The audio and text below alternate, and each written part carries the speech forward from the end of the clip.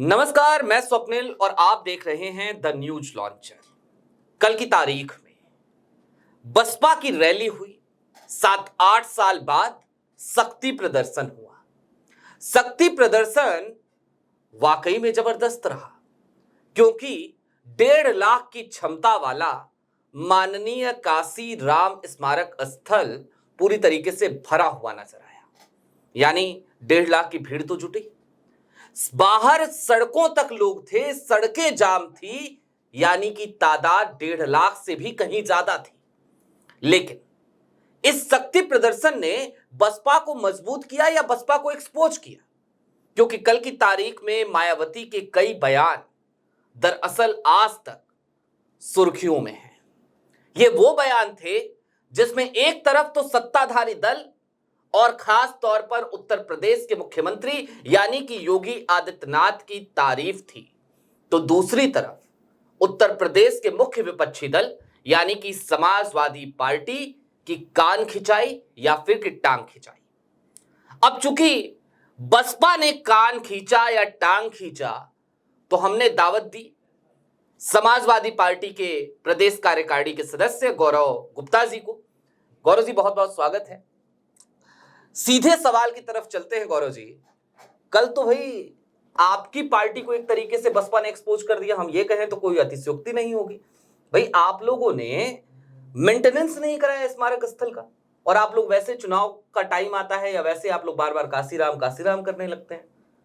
तो ये तो भाई मतलब कल की तारीख में तो कुछ बचा नहीं है आपके पास। आपके सवालों में दो बातें हैं।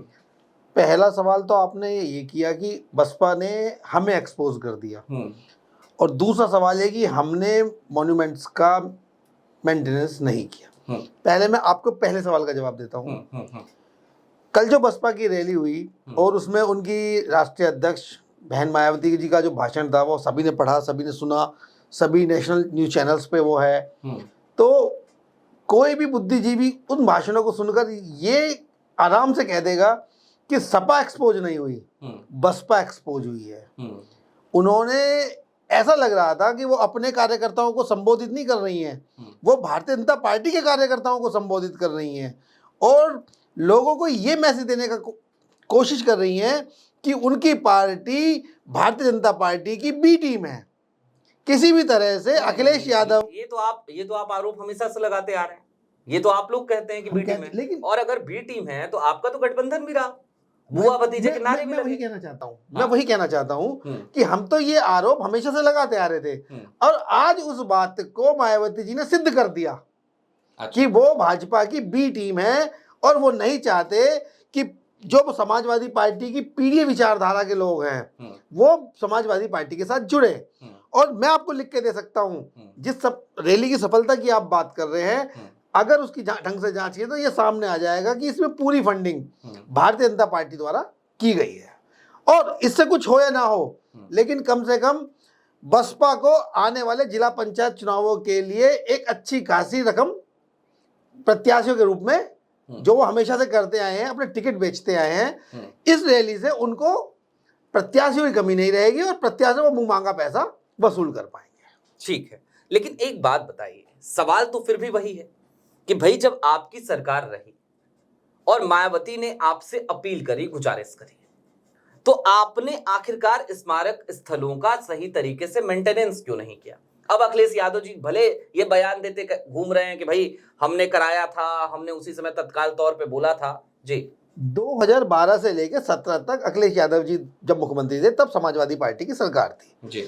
2017 से लेके आज हम अक्टूबर 2025 तक बैठे हैं, लगभग 8.5 साल उत्तर प्रदेश में भाजपा की सरकार को हो चुका है। इन 8.5 सालों में बसपा की राष्ट्रीय अध्यक्षा बहन कुमारी मायावती जी को आज याद आया ये बात? 8.5 साल में तो उन्हें कभी याद नहीं आई। अगर उन्हें वास्तव में अपने मान्यवरों की मूर्ति की मेंटेनेंस का इतना ख्याल था तो उन्होंने 8.5 साल पहले क्यों नहीं इस बात को सवाल को उठाया? 8.5 साल बाद जब चुनाव सिर पे आ रहे हैं तब उन्हें, और सबसे ज्यादा सम्मान यदि किसी ने दिया है दलितों को, पिछड़ितों को, तो समाजवादी पार्टी की सरकार में मिला है। आज भाजपा की 8.5 साल की सरकार में पीड़ितों का, दलितों का जितना दमन हो रहा है उतना तो शायद कभी नहीं हुआ। और इसका ताजा उदाहरण है कि 4 दिन पहले की एक घटना जहां पर एक दलित को उच्च जाति के लोगों द्वारा पीट पीट कर मार दिया गया और उसमें माननीय मुख्यमंत्री जी के मुंह से एक आवाज नहीं निकली, भारतीय जनता पार्टी के किसी नेता के मुंह से एक आवाज नहीं निकली, कोई सहानुभूति के शब्द नहीं निकले उनके मुंह से, और वो बात करते हैं दलित प्रेम की। ऐसा नहीं चलेगा। माननीय बहन मायावती जी को यदि मॉन्यूमेंट्स के मेंटेनेंस पर कोई आपत्ति थी तो 8.5 साल के बीत पहले उन्हें कभी तो याद आता, 8.5 साल बाद आज याद आया? नहीं याद आया, आपके साथ गठबंधन भी करना था तो हमने गठबंधन किया और आज वो हमें दोगला बता रही हैं। उन्हीं दोगलों का लाभ लेकर उनके 10 सांसद लोकसभा में पहुंचे थे। समाजवादी पार्टी ने अपने दम पर उनके 10 सांसदों को चुनाव में जिताया था। आज क्यों नहीं जीती वो? आज तक विधानसभा में इनका एक विधायक नहीं है, लोकसभा में एक सांसद नहीं है, क्यों? विधानसभा में एक विधायक तो है। कौन सा है बताइए? भाई उमार शंकर सिंह है मेरे ख्याल से। नहीं है, 0 विधायक उनका, 0 विधायक, 0 सांसद। और ये जो जिस पार्टी को दोगला बता रही हैं, उस पार्टी के सुप्रीम लीडर माननीय अखिलेश यादव भैया जी ने आज तक कभी, और हमारी पार्टी के किसी कार्यकर्ता ने आज तक बहन मायावती के खिलाफ कोई अपशब्द इस्तेमाल नहीं किया, और ये हमें दोगला बता रही हैं। किस मुंह से? शर्म आनी चाहिए। ठीक बात है। अच्छा, एक चीज और भी समझने की जरूरत है। ठीक है, बसपा ने कल जो कुछ भी कहा, बसपा की रैली में जो कुछ भी कहा गया, समाजवादी पार्टी की उसके बाद से प्रतिक्रिया भी आई। बिहार में चुनाव चल रहा है, अखिलेश यादव वोट अधिकार यात्रा में बिहार भी पहुंचे। बिहार को लेकर भी समाजवादी पार्टी की कोई तैयारी है क्या? बिहार में झारखंड मुक्ति मोर्चा को सीटें तो मिल रही हैं। बिहार में मुझे जहां तक लगता है ये हमारे राष्ट्रीय अध्यक्ष जी के पार्टी का मामला है और इस पर मैं कोई कमेंट नहीं कर पाऊंगा, लेकिन मुझे ऐसा लग रहा है कि वहां पर हमारा पूरा समर्थन राष्ट्रीय जनता दल के साथ है और हम चाहते हैं कि वहां पर तेजस्वी यादव की सरकार बने, क्योंकि बिहार का यदि भविष्य कोई तय कर सकता है तो केवल और केवल तेजस्वी यादव कर सकते हैं। भाजपा पे और एनडीए पर तो वहां किसी को कोई भरोसा नहीं है, और इनकी पार्टी के लोग, बीजेपी खुले तौर पर वोटरों को रिश्वत दे रही है, प्रति महिला के खाते में 10,000 रुपए ट्रांसफर कर रही है और ये वादा कर रही है कि चुनाव के बाद 2 लाख रुपए ट्रांसफर करेंगे। तो भाई आज जब तेजस्वी यादव ये आपसे ये कहते हैं, जनता से ये वादा करते हैं कि प्रत्येक घर के एक व्यक्ति को सरकारी नौकरी दी जाएगी, तो भारतीय जनता पार्टी के नेता ये कहते हैं कि भाई आप बजट कहां से लाओगे? अरे भाई, जब आप हर महिला को 2 लाख रुपए दे रहे हो और 1 करोड़ 10 लाख महिलाएं हैं, तो इसका मतलब 2.5 लाख करोड़ रुपए आप कहां से लाओगे, जबकि पूरे बिहार का बजट ही 3.5 लाख करोड़ है। कहां से रोजगार जनरेट करोगे आप? और यदि आप 2.5-3 लाख करोड़ लाने की क्षमता रखते हो तो वहीं से तेजस्वी यादव भी पैसा लेके आ सकते हैं। आपने भारतीय जनता पार्टी की सरकार ने, नीतीश यादव की सरकार ने कभी भी रोजगार सृजन पे बात नहीं की। उन्होंने ये नहीं कहा कि हम बड़ी इंडस्ट्रीज लेके आएंगे, उन्होंने कभी एक कोई प्लान पेश नहीं किया कि आप बिहार से पलायन कैसे रोकोगे। जो बिहार के लोग आज दिल्ली, यूपी, और मैं कहता हूं कोई ऐसा शहर नहीं है जिसकी आज रीढ़ की हड्डी बिहार के लोग ना बन चुके हों। अरे भाई, आपकी इतने सालों से सरकार है, आपने अभी तक ऐसा कोई प्लान क्यों नहीं बनाया कि बिहार के लोगों का पलायन रुके? बिहार के लोगों को रोजगार मांगने के लिए प्रदेश से बाहर न जाना पड़े, उन्हें अपने शहर में, अपने गाँव में, अपने नजदीक में रोजगार मिल जाए। आपने ऐसा कोई प्लान नहीं दिया। आप बड़ी इंडस्ट्री लेके आते, किसने रोका था आपको इंडस्ट्री लाने से? आपने कोई इंडस्ट्री लेके नहीं आए। आपने शिक्षा के स्तर में कोई बढ़ावा नहीं करा। मोदी जी ने कहा था मैं 10 लाख नौकरियां दूंगा, कौन सी नौकरी उन्होंने आज तक जनरेट करी? और जो व्यक्ति आज वहां नौकरी की बात कर रहा है, आज रोजगार की बात कर रहा है और स्वावलंबन की बात कर रहा है, उस नेता से आप ये पूछते हो कि वो पैसा कहां से लाएगा? अरे भाई, जहां से आप खैरात देने के लिए पैसा लाओगे, वहीं से वो देश के उज्जवल भविष्य के लिए, बिहार के उज्जवल भविष्य के लिए पैसा लाएगा। ठीक है, तेजस्वी यादव को आपने कहा कि बिहार के अगले मुख्यमंत्री तेजस्वी यादव होने चाहिए। देश का अगला प्रधानमंत्री कौन? Obviously Rahul Gandhi. What about Akhilesh Yadav? Akhilesh Yadav हो सकते हैं। देखिए, लोकतंत्र है, लोकतंत्र में सीटों की गिनती है। आज हमारी पार्टी देश में तीसरी सबसे बड़ी पार्टी है। कांग्रेस आज भी देश में दूसरी सबसे बड़ी पार्टी है और उनके 99 सांसद हैं और उनकी कई स्टेटों में सरकार है। तो हमें अच्छा लगेगा हमारे माननीय भैया जी जो प्रधानमंत्री बने, लेकिन अभी वो सीढ़ी हमारे लिए दूर है। पहली हमारी सीढ़ी है कि आने वाले 2027 में समाजवादी पार्टी की सरकार बने और अखिलेश यादव जी मुख्यमंत्री बने। मतलब एक चीज ये कही जा सकती है, जैसे आपने 1 सेकंड की भी देरी नहीं करी, अगला प्रधानमंत्री कौन? आपने कहा राहुल गांधी।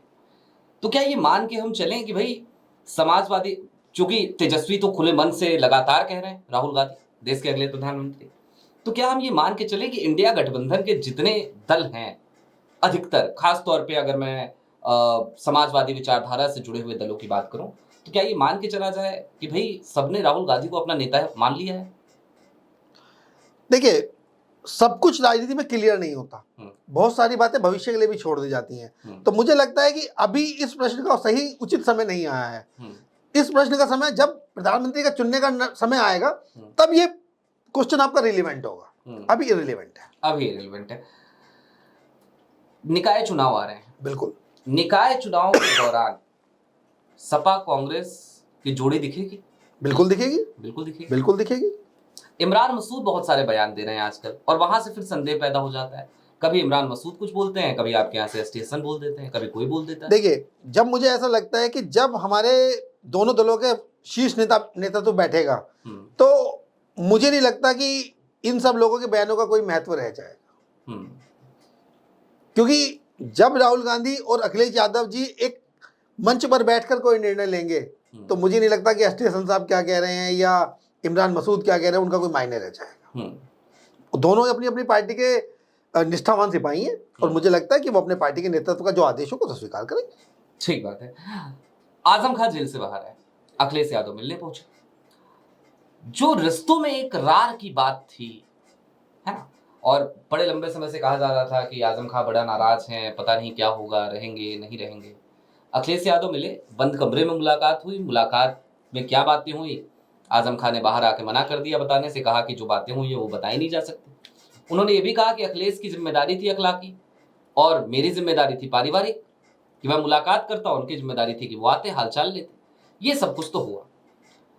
जो रिश्तों में एक रार की बात थी आजम खान के बयानों से, भले ही अखिलेश यादव ने कह दिया वो दरख्त पार्टी की, लेकिन उसके बाद भी आजम खान अभी भी जब कुछ बोलते हैं तो वही तकलीफ, वही पीड़ा दिखाई देती है। उनको यही क्यों लगता है, और आपकी पार्टी पे ये बड़ा सवाल भी है, कि क्या आपकी पार्टी ने वाकई में आजम खान को बिल्कुल अकेला छोड़ दिया था, उनके परिवार को अकेला छोड़ दिया? नहीं, ऐसा नहीं है, ऐसा बिल्कुल भी नहीं है। माननीय आजम खान साहब हमारी पार्टी के संस्थापक सदस्य रहे हैं और शिष्य माननीय मुलायम सिंह नेताजी के दोस्त भी रहे हैं, उनके पारिवारिक संबंध भी रहे हैं, और वो एक बहुत, मैं कहना चाहूंगा कि वो पार्टी के निष्ठावान कार्यकर्ता पहले भी थे, आज भी हैं, और उनके बयानों से ये सिद्ध हो गया कि वो आगे भी पार्टी के निष्ठावान कार्यकर्ता के तौर पर पार्टी में अपनी सेवाएं देते रहेंगे। हो सकता है जो व्यक्ति 5 साल तक जेल में रहा हो, उसके मन के अंदर कुछ तकलीफें तो आ ही जाती हैं, और वो तकलीफें आदमी अपने परिवार से नहीं कहेगा तो किससे कहेगा। हाँ, विपक्षी लोगों का काम है चीजों को तोड़ मरोड़ कर पेश करना, वो कर रहे हैं। विपक्षी लोगों ने तो यहाँ तक भी न्यूज उड़ाई कि वो बसपा में जा रहे हैं, हाँ। जबकि उन्होंने तो 1 मिनट में उसकी हवा निकाल दी। नहीं, तो ये भी तो हो सकता है कि 9 अक्टूबर को रैली थी, वो जाने की तैयारी में थे, 8 अक्टूबर अब आप अंदाजा लगाते रहिए, ये भी तो आपका अंदाजा ही है ना। हाँ, खबरें तो यही थी। खबरें नहीं थी, अंदाजा था। खबरें नहीं थी, ये अंदाजा था। और ये अंदाजा तो 8 तारीख से पहले ही जब उन्होंने आया और पत्रकारों ने उनसे पूछा, जैसे ही ये खबरें आई, नहीं वैसे ही अखिलेश यादव का अखिलेश यादव जी का तो प्रोग्राम इनके छूटते अगले दिन ही आ गया था।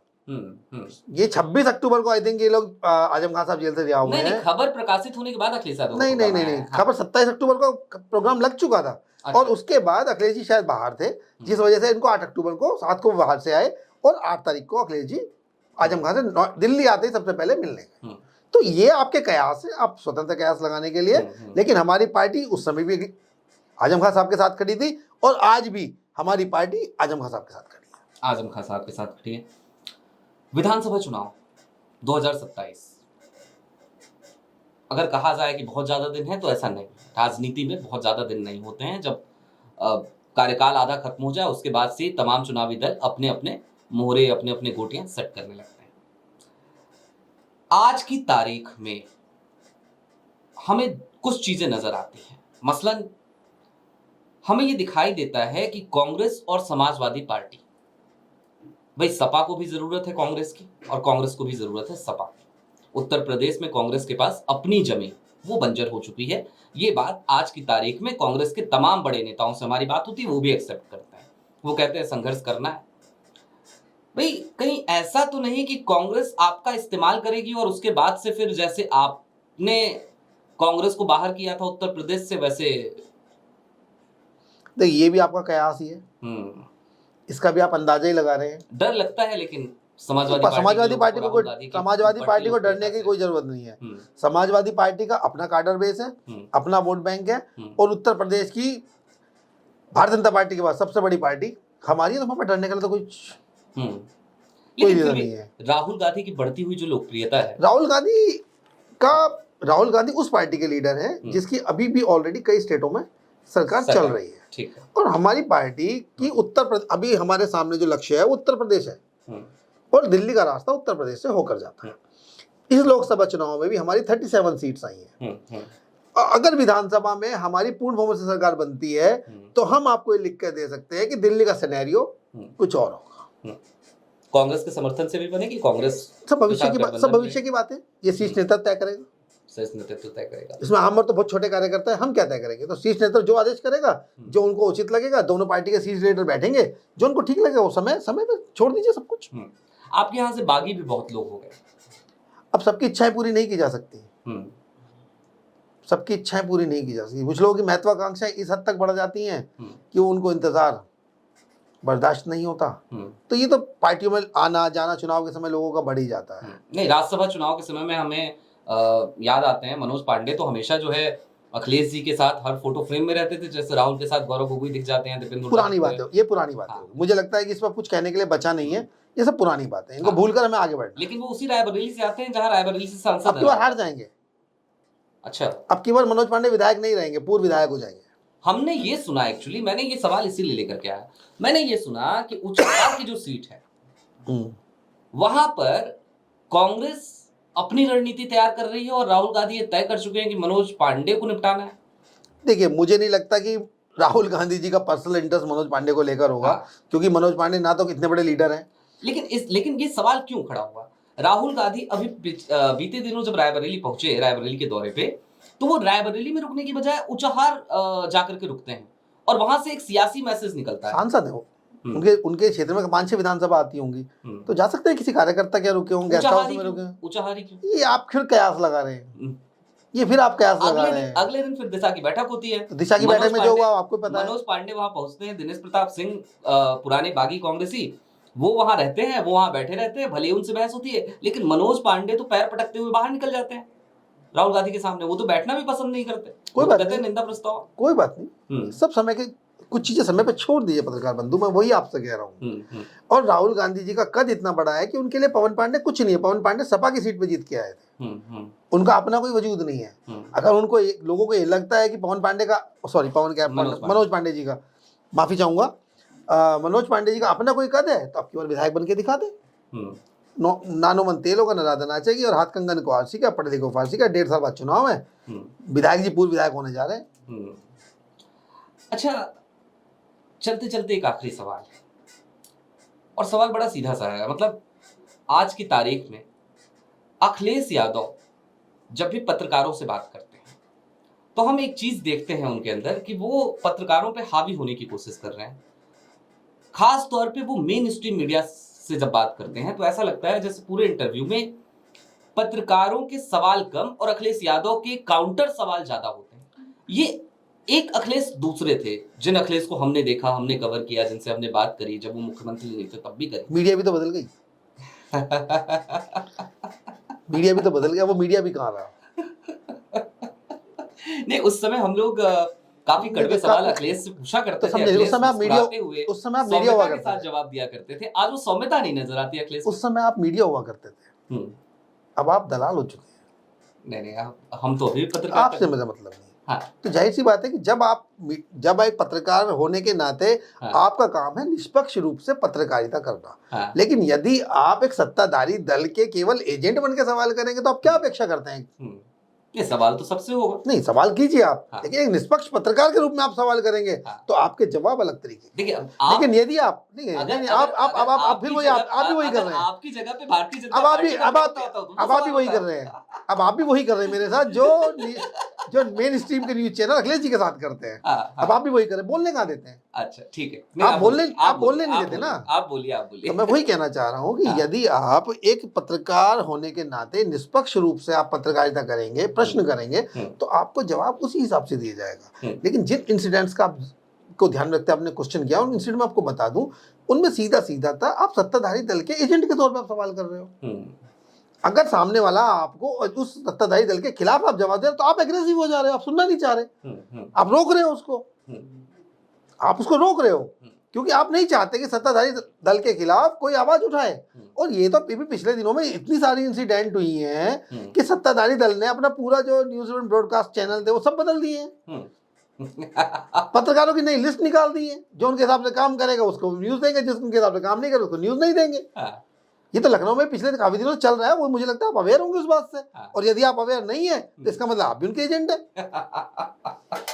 नहीं, ठीक बात है। देखिए, ये तो हमारा पेशा है और हम अपने पेशे के बारे में काफी कुछ जानते हैं, काफी जगहों पे हमें शांत भी रहना पड़ता है। उसके पीछे कई कारण भी हैं, उस पर हो सकता है अभी मैं बात करूं या फिर बाद में बात करूं, और अक्सर मैं बात करता भी हूं। लेकिन गौरव जी, एक आखिरी सवाल, चूंकि ये सवाल तो आपने बिल्कुल ही मतलब जो है वो पत्रकारिता की तरफ ही आप ले आए, तो जाहिर सी बात है अब एक अगले सवाल का भी स्कोप है। भाई, आज की तारीख में आपने ये तो कह दिया कि सत्ताधारी दल के एजेंट के तौर पे पत्रकार काम कर रहे हैं, लेकिन जो रिपोर्टर्स हैं, जब मैं स्टूडियो में बैठने वाले एंकर्स की या एडिटर्स की बात करता हूं तो उनकी मजबूरियां अलग है, लेकिन रिपोर्टर्स की जहां तक बात है, रिपोर्टर्स तो सबसे सवाल करते हैं, वो भाजपा हो, वो सपा हो, भले ही चैनल चलाए ना चलाए। राहुल गांधी की प्रेस कॉन्फ्रेंस में सवाल किया जाता है तो राहुल सीधे तौर पे कह देते हैं कि ये बीजेपी का सवाल है। अखिलेश यादव भी इसी तरीके से काउंटर करते हैं, वो ये तो नहीं कहते खुल के कि ये बीजेपी का सवाल है, लेकिन वो काउंटर सवाल करते हैं। दरअसल पत्रकारों की जिम्मेदारी तो सीधी सी है कि भाई सत्ताधारी दल से सवाल किया जाए, वो हम करते भी नहीं करते, नहीं बीइंग नहीं करते। मैं अपनी बात कर रहा हूं। आप अपनी बात मत कीजिए, आप अपनी बात नहीं कर रहे हैं अभी। हाँ, आप उन चैनल्स की बात कर रहे हैं जिनकी जिन्होंने अखिलेश से, और चैनलों का नहीं, आप वकील, मैं भी अखिलेश यादव जी की पैरवी नहीं कर रहा हूँ। हाँ, लेकिन जब आप ये बात करते हैं हाँ, तो कम से कम आप फिर पूरी टोटल मीडिया की बात कीजिए, व्यक्तिगत बात मत कीजिए। हाँ, ठीक है, नहीं, एक छोटा सा सवाल है ना, उस सवाल को कम से कम कंप्लीट हो जाने दीजिए। तो मेरे मन में ये जिज्ञासा होती है कि भाई रिपोर्टर्स क्या करें, मतलब रिपोर्टर्स अगर आप सामने हैं तो सवाल आपसे करेंगे, अगर भाजपा सामने है तो भाजपा से सवाल होगा। ये हर सवाल पे यही जवाब देना कि भाई आप बीजेपी के सवाल पूछ रहे हो, ये तो गलत होता। तो कहीं ना कहीं कमजोरी आपकी भी तो रही होगी ना। आपने जितनी डेयरिंग हमारे से विपक्ष से सवाल पूछने में आप पत्रकार करते हो, क्या कभी उसी हिम्मत के साथ आपने किसी सत्ताधारी दल के नेता से सवाल किया? क्या कभी आपने मुख्यमंत्री योगी आदित्यनाथ से, अभी जो 4 दिन पहले दलित समाज के व्यक्ति की मारपीट कर हत्या कर दी, उस पर आपके किसी पत्रकार ने सवाल किया? पूरे प्रदेश में दलितों के साथ जो अत्याचार हो रहे हैं, वैश्य समाज के लोगों के साथ जो अत्याचार इस सरकार में हो रहे हैं, महिलाओं के साथ जो अत्याचार हो रहे हैं, और जो कई न्यूज़ चैनल्स ने दिखाया है कि उत्तर प्रदेश जो है महिलाओं पे होने वाले अत्याचार में नंबर 1 स्टेट बन गया है, आपके किसी चैनल ने, किसी पत्रकार ने मुख्यमंत्री से, प्रदेश के मुखिया से सवाल किया? तो सवालों के घेरे में तो आप अपने आप खुद को लाते हो। आप ईमानदारी से पत्रकारिता कीजिए, आप मुख्यमंत्री से सवाल मांगिए, आप प्रदेश के जो भारतीय जनता पार्टी के मुखिया हैं, प्रदेश अध्यक्ष, उनसे सवाल किया किसी ने? महिला कल्याण मंत्री से किसने सवाल किया? अल्पसंख्यक मंत्री से किसने सवाल किया? अरे आप सवाल करना ही भूल गए हैं भाई, लेकिन आपको दिखता ही सब अखिलेश यादव और राहुल गांधी है। आप अपना ईमानदारी से पत्रकारिता धर्म निभाइए और पहले सत्ता के खिलाफ सत्ता से सवाल कीजिए। जो प्रदेश में लोगों पर अत्याचार हो रहे हैं, प्रदेश में जो अराजकता फैली हुई है, प्रदेश में जो अव्यवस्था फैली हुई है, और सुनिए, प्रदेश में जो बेलगाम अधिकारी हैं, प्रदेश में जो भ्रष्टाचार बढ़ गया है, क्या किसी न्यूज चैनल ने इतनी हिम्मत दिखाई कि वो प्रदेश के मुखिया से उस पर सवाल करे? तो भाई आप कटघरे में तो आप खुद खड़े हो, और जब आप एक उंगली दूसरे पर उठाते हो पत्रकार बंधु, तो 3 उंगलियां आपकी तरफ भी है। ठीक बात, बिल्कुल सही बात है। जब आप एक उंगली किसी पर उठाते हैं तो 3 उंगलियां आपकी तरफ होती हैं। बसपा ने खुद को एक्सपोज कर दिया क्या? सवाल यहां से शुरू हुआ था, लेकिन सवाल घूमते घूमते, बातचीत का क्रम चलते चलते हम पत्रकारिता और आज की पत्रकारिता के दौर पर आ गए। चलते चलते लेकिन मैं कुछ बातें जरूर कहना चाहता हूं, और ये बात मैं सिर्फ गौरव जी से नहीं कहना चाहता, ये बात आप दर्शकों के लिए भी बेहद मायने रखती है। बीइंग अ जर्नलिस्ट, हम परमानेंट अपोजिशन पार्टी हैं। गौरव जी का दल हो सकता है कल की तारीख में सत्ता में आ जाए, राहुल गांधी हो सकता है कल की तारीख में सत्ता में बैठ जाए, अखिलेश यादव सत्ता में बैठ जाए, लेकिन हम जब तक कैमरे के सामने हैं, जब तक इस स्टूडियो में बैठे हैं, हम परमानेंट अपोजिशन पार्टी थे, पार्टी हैं, पार्टी रहेंगे और अपोजिशन पार्टी ही रहेंगे। हमारी जिम्मेदारी पीओपी की है। और ऐसा क्यों? तो दरअसल पत्रकारिता का मूल सिद्धांत है सवाल अथॉरिटी से किया जाए, लेकिन हां, जब सवाल अथॉरिटी से होता है तो अथॉरिटी सिर्फ सरकार नहीं होती, उससे सवाल करने का स्कोप पत्रकारिता में कम से कम 90%, 95% तो होना चाहिए कि जो सरकार है उससे सवाल किया जाए। लेकिन जो बाकी के राजनेता हैं, जो विपक्ष हैं, उन्हें भी सवालों का सामना करना चाहिए, करना पड़ेगा। और चलते चलते जाहिर सी बात है, चूंकि आज की तारीख में पत्रकारिता की जो बिरादरी है वो किस तरीके से व्हाट्सएप ग्रुप से संचालित होती है वो हम सबको पता है, आप सबको पता है, आप सब जागरूक हैं। तो ये आंख खोलने वाला समय उनके लिए भी है। अब तो आंख खोलो, अब तो जागो, अब तो देखो कि तुम्हारे रिपोर्टर्स को हर बार बेइज्जत क्यों होना पड़ता है, क्यों उनसे कह दिया जाता है कि तुम एजेंट हो, क्यों कह दिया जाता है ये बीजेपी का सवाल है। जाहिर सी बात है इसके पीछे वो कल्चर है जो कल्चर उन करोड़ों के स्टूडियो में बैठकर बनता है, पनपता है। अभी के लिए दीजिए इजाजत। चलते चलते फिर वही अपील, चैनल पे नए हो तो सब्सक्राइब करते हुए जरूर जाइएगा। देखते रहिए द न्यूज लॉन्चर। बहुत शुक्रिया गौरी जी। Thank you.